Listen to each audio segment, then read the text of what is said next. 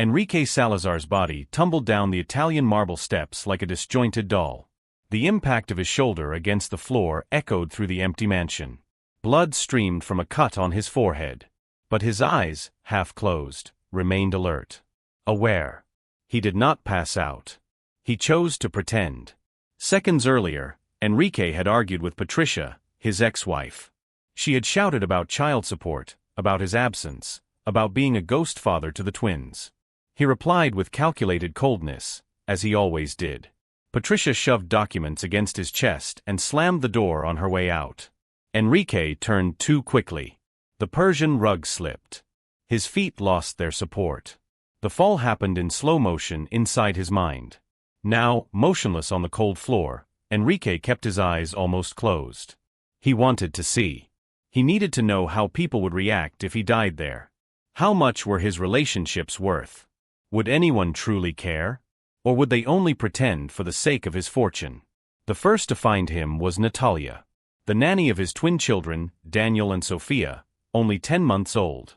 She was coming down the stairs carrying the basket of dirty clothes when she saw her boss lying on the floor.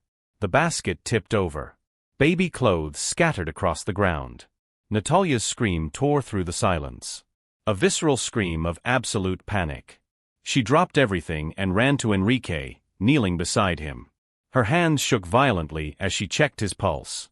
Tears were already streaming down her dark face. "Mr. Enrique. Mr. Enrique, please." Her voice was choked. "No, no, no. God, please, no." Enrique felt Natalia's gentle touch on his neck, searching for signs of life. His heart was pounding, but she couldn't feel it properly because of her own desperation. Natalia pulled her phone from the pocket of her apron with trembling fingers. But before dialing, she stopped.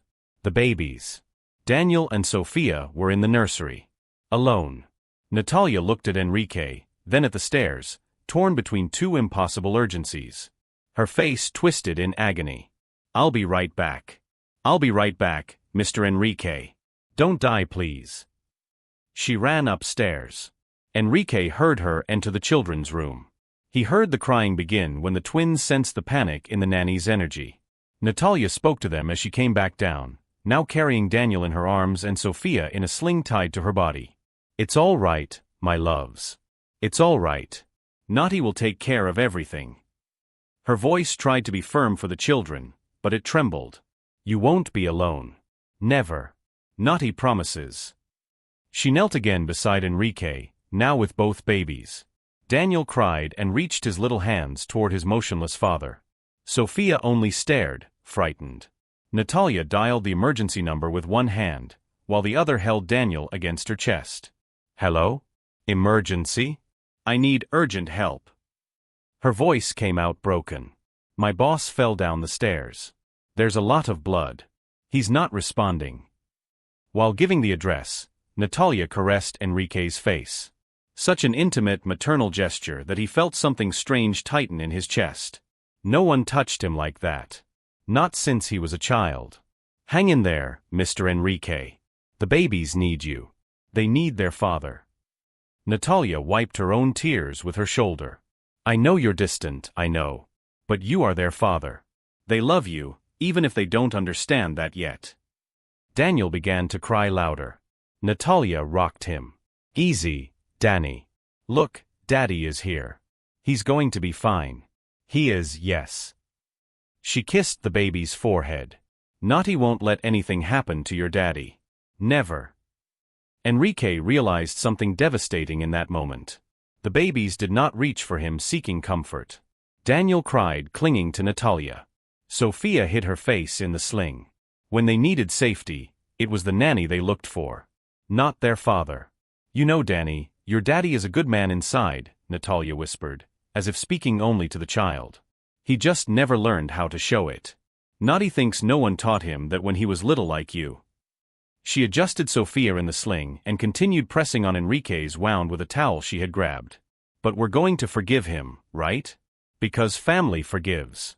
And you are his family, even if he hasn't quite figured that out yet." The ambulance was taking too long. Natalia began to sing softly to calm the twins. It was the same lullaby she sang every night. Enrique recognized it. He sometimes heard it late at night when he passed the children's hallway on his way to his office. He never went in. He only listened from a distance. "Sleep, my little angel, Naughty is here. Sleep without fear, nothing will hurt you." Natalia's voice, even trembling, carried a love Enrique had never known how to name. Sophia stopped crying. Daniel rested his little head on the nanny's shoulder. And Enrique Salazar, the man who built a financial empire, who commanded hundreds of employees, who never showed weakness, felt something wet run from the corner of his closed eyes. They were tears. The first in decades. If you are enjoying this story, don't forget to subscribe to the channel and like the video. Leave in the comments what you think so far and which city or country you are watching from. Let's continue. The ambulance siren was still distant when Natalia began to speak. Not to Enrique. To the babies. But her words crossed the silence of the mansion like confessions she would never make if she knew he was listening. "You know, my little ones, Naughty lost her mother when she was only 16. Her voice trembled as she wiped more blood from Enrique's face. "It was cancer. We didn't have money for the treatment. I held her hand in the public hospital, promising I would manage to get help. But I didn't make it in time." Daniel wiggled his little fingers in the air. Natalia held his tiny hand. 6 months later, my father had a heart attack. He worked as a security guard, doing 3 shifts to pay the bills that were left. His heart couldn't take it. She sniffed, trying to control her crying. He died on the way to the hospital, alone inside a bus. No one noticed until the final stop. Enrique felt every word like a blade. He knew Natalia was an orphan. It was in her employee file. But he had never asked for details. Never wanted to know. It was just another administrative piece of information. Naughty was left alone in the world at 18. No family, no home, nothing. Natalia adjusted Sophia, who had fallen asleep in the sling. "I slept in a shelter for 4 months. I worked during the day cleaning offices and at night I studied to finish high school. Because my mother always said that education is the only inheritance the rich can't steal from the poor." She looked at Enrique's motionless face. "When I saw the nanny job posting at the agency, I was shaking during the interview. I had never taken care of a baby. But the woman at the agency saw something in me. She said I had the eyes of someone who knows what it is to truly love, because she has already lost everything." Natalia gently ran her hand through Daniel's hair. "On the day I arrived here, you two were 3 weeks old. You were so tiny." Sophia cried so much she turned purple. Daniel couldn't nurse properly. "And your daddy," she paused.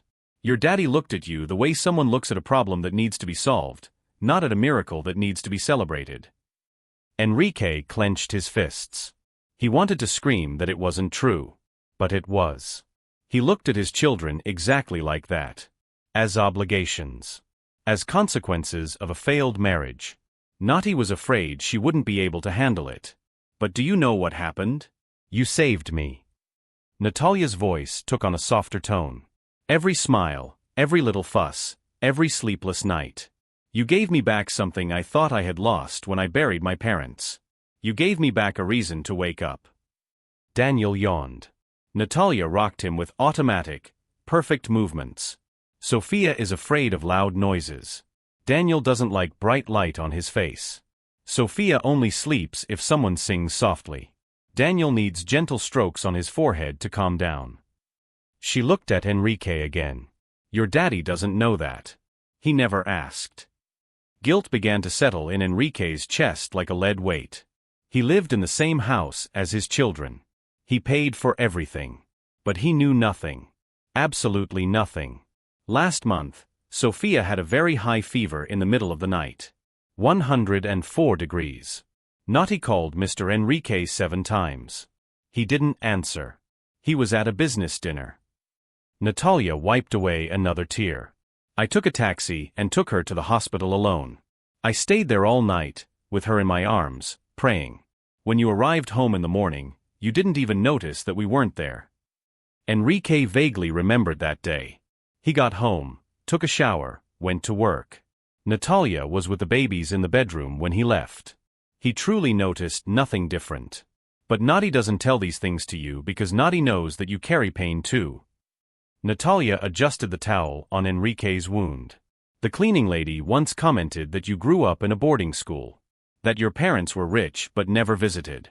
That you spent every holiday alone from 8 to 18. How did she know that? Enrique had never told anyone. It was his most carefully guarded secret. His deepest wound.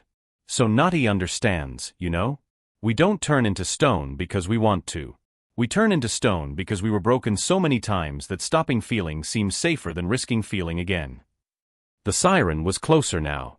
Natalia began to cry harder. But listen here, Mr. Enrique. If you die now, these babies will grow up exactly the way you grew up. Empty. Alone. Rich in money and poor in hugs. Her voice became firm. And Natty won't be able to fill everything. Because as much as I love them, I am not their father. And they need their father. Even if it's a broken father wounded, who still doesn't know how to love properly. But present. Alive. Trying.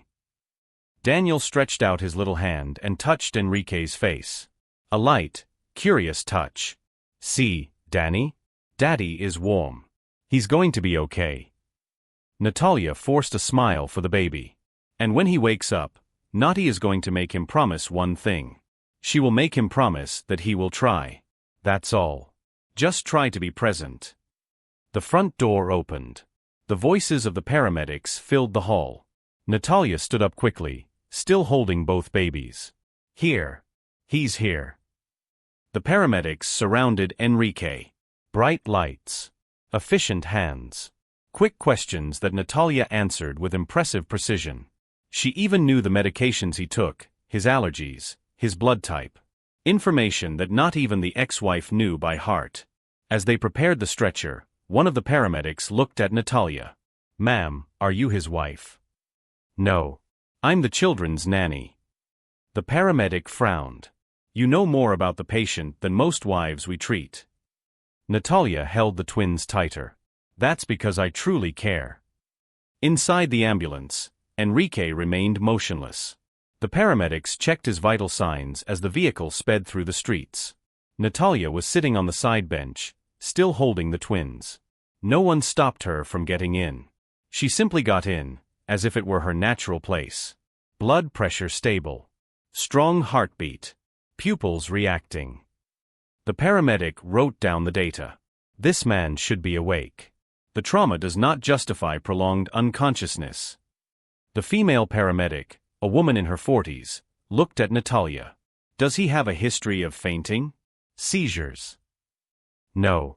Never. Natalia answered promptly. Mr. Enrique is healthy. He gets checkups every year. He doesn't take controlled medication. He has no heart problems. The paramedic and the female paramedic exchanged looks. Something was strange. How many steps was the fall? About 12, more or less. Natalia calculated mentally. But he fell sideways. He hit his shoulder and his head. The female paramedic shone the flashlight into Enrique's eyes again. He controlled his pupils so they wouldn't react too much. But she was experienced. She leaned closer. Sir, if you can hear me, squeeze my hand. Silence. Enrique did not move. Daniel began to cry. Natalia immediately shifted his position in her arms, stroking his forehead in the way that calmed the baby. It worked within seconds. The female paramedic observed this attentively. How long have you worked for this family? 10 months. Since the twins were born. And their mother? Natalia hesitated. Mrs. Patricia divorced Mr. Enrique when they were 2 months old. She now lives in another city. She visits once a month. The female paramedic nodded, understanding more than the words said. So it's you who takes care of them. Alone. Yes. And of him too, I imagine. Natalia looked at Enrique on the stretcher. I take care of the house. The babies. I do the shopping. I organize the routine. Mr. Enrique works a lot. He leaves before dawn and comes back late at night. Does he play with the children? The question caught Natalia off guard. She lowered her eyes. He tries. Sometimes. On weekends he stays a few minutes with them before going to the office. Minutes. The female paramedic repeated the word with a specific weight. Natalia felt the need to defend Enrique. But he is a good man. He just doesn't know how to show it. He pays everything on time, never delayed my salary, gave me a good room in the house. When I got the flu last month, he called a private doctor to see me. He cares. In his own way. The female paramedic did not reply. She only continued monitoring Enrique. Sophia woke up and began to fuss. Natalia automatically began to sing softly. The same lullaby. Her voice, even inside the noisy ambulance, had a hypnotic quality. Sleep, my little angel, Naughty is here. Sleep without fear, nothing will hurt you. The paramedic, a young man, stopped what he was doing. My grandmother used to sing that song to me. Natalia smiled for the first time since the fall. My mother sang it to me too. It's an old one. Does your mother still sing? No. She passed away 6 years ago. I'm sorry. Thank you.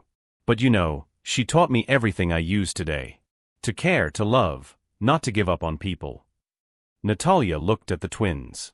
These two here receive all the love I couldn't give her anymore. It's as if she were still alive through what I do. Enrique felt every word like a punch. Natalia turned her pain into love. He turned his into distance. The ambulance made a sharp turn. Natalia instinctively protected the babies with her body. The paramedic held Enrique's stretcher so it wouldn't slide. Everything stabilized quickly. Arriving at the hospital in 3 minutes. The driver announced over the internal radio. The female paramedic checked Enrique's signs one more time. Then she looked directly at him, as if she knew.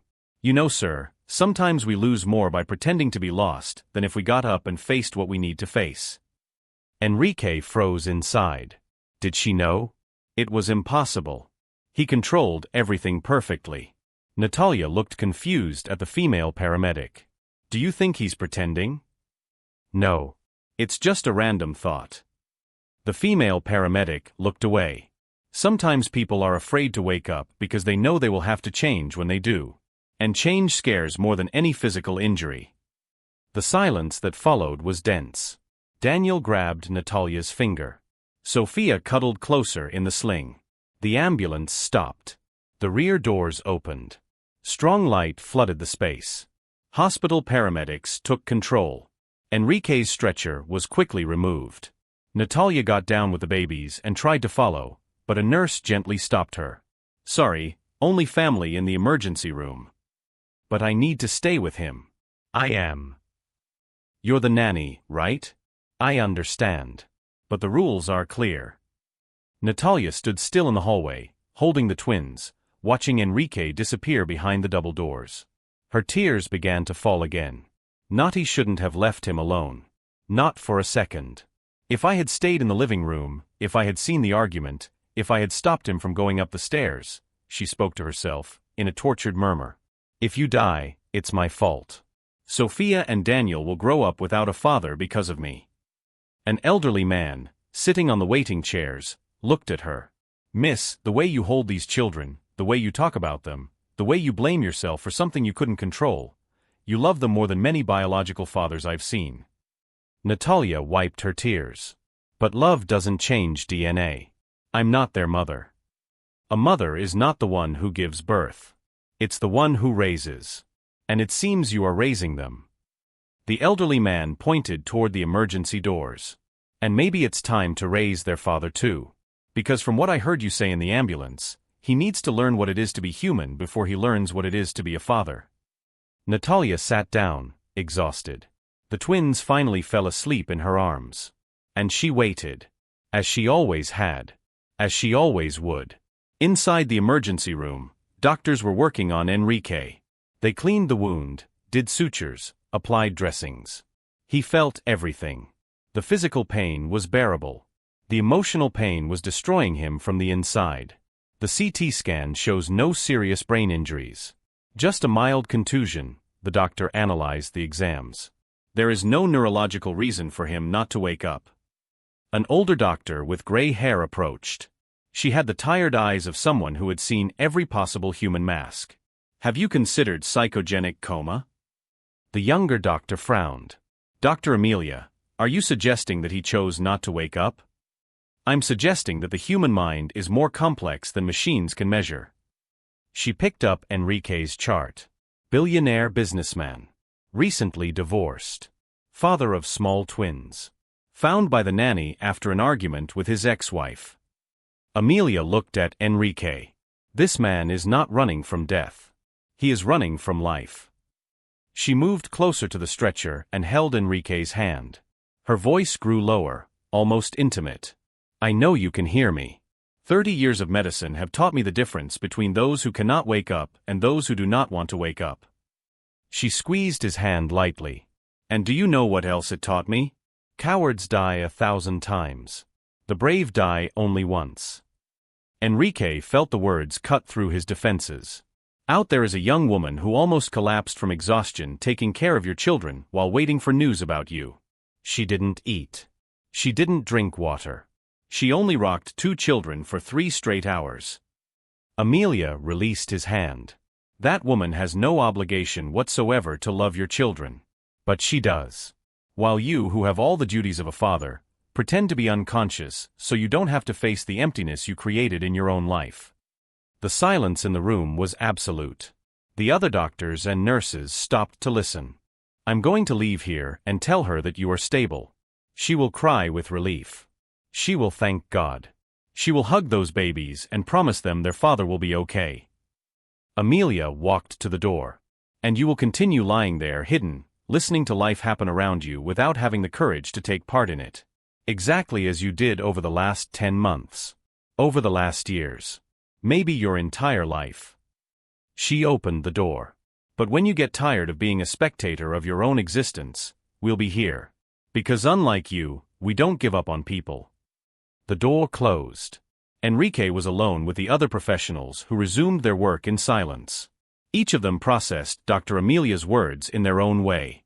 15 minutes later, Enrique was still motionless. But something had changed. The guilt that had been a weight was now a fire. He could no longer sustain the farce. Not after everything he had heard. Not after understanding the extent of the damage he had caused.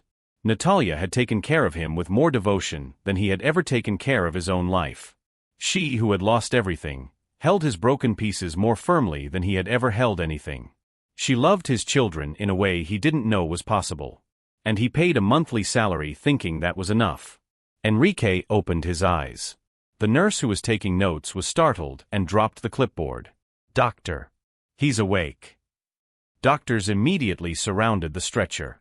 Lights in his eyes, quick questions, checks of motor coordination. Enrique answered everything mechanically. His body worked perfectly. It always had. Mr. Enrique, do you know where you are? Hospital. Do you know what happened? Enrique hesitated. The truth was stuck in his throat like a knot. I fell down the stairs. Are you in pain? Yes. But they were not the pains they imagined. Dr. Amelia entered the room. Her eyes met Enrique's. She knew. He realized she had always known. And instead of judgment, he saw compassion in that experienced gaze. Welcome back, Mr. Enrique. I need to see Natalia. The words came out before he could plan them. The nanny of your children? Yes. Please. Amelia nodded. I'll get her. But Mr. Enrique, when she comes in here, I hope the man who was pretending died in that fall. Because the man who needs to wake up now is another one. One who knows how to ask for forgiveness. One who knows how to say thank you. One who knows how to be present. She left. Enrique stared at the ceiling. Tears flowed freely now. He did not hide them. He no longer had the strength to hide anything. Minutes later, the door opened. Natalia came running in, still holding the twins in her arms. Her face was swollen from so much crying. When she saw Enrique awake, she almost collapsed. Mr. Enrique. Thank God.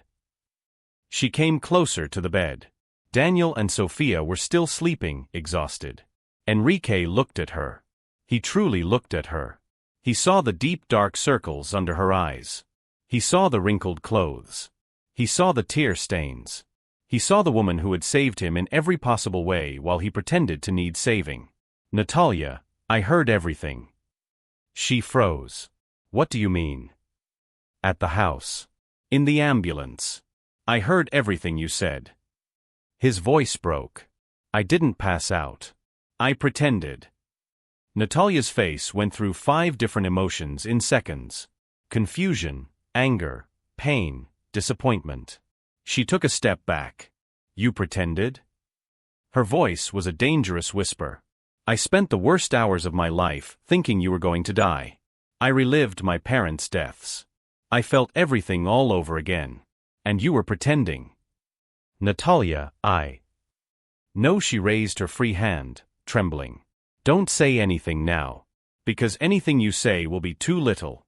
It will be nothing compared to what I felt." Daniel woke up at the change in Natalia's voice and began to cry. She comforted him automatically, but her eyes were fixed on Enrique. Eyes that once held compassion now held something he had never seen there. Anger. Pure and justified anger. "You owe me an explanation. And you owe me real changes." Natalia took a deep breath. "But not now. Now I'm taking your children home. I'm going to bathe them, feed them, put them to sleep. I'm going to do what I always do. Alone." She turned to leave. "Natalia, wait." She stopped, but did not turn around. "What I heard today destroyed me. And rebuilt me." Enrique sat up on the stretcher, ignoring the pain. "I want to change. For real. But I don't know how." Natalia finally looked back. "Then learn, Mr. Enrique. Learn by watching. Learn by doing. Learn by making mistakes and trying again." Her voice became firmer. "But learn fast. Because your children are growing. And time lost with a child never comes back." She left. The door closed. And Enrique Salazar cried. He cried for the parents he never had. For the children he never knew. For the woman who loved his children while he only watched from afar. He cried for the man he had been. And for the man he needed to become. Enrique was discharged the next day. He returned home by taxi because he didn't want to trouble Natalia. When he opened the door, the silence of the mansion felt different. Heavier. More accusing. He went up the stairs slowly, each step a reminder of his own cowardice. He stopped in front of the twins' room. The door was half open. He had never really gone in there. He only passed by the hallway sometimes. He gently pushed the door. Natalia was sitting in the nursing chair, reading a children's book in a low voice to Daniel and Sophia. Both were in her lap, completely absorbed in the colorful pictures and in the melodic voice of the nanny. She noticed his presence and stopped reading. Her face remained neutral. "Mr. Enrique, I didn't know you were back. I just arrived." He stood at the door, not knowing if he was allowed to enter. May I stay?" Natalia looked at the babies, then at him. "It's their room. You live here. You don't need permission." But the way she said it made it clear that yes, he did. Enrique stepped in slowly, like a stranger invading sacred territory. And that was exactly what he was. A stranger in the lives of his own children. He sat on the edge of the crib. Sophia looked at him with curiosity. Daniel remained focused on the book. May I try?" Enrique held out his hands.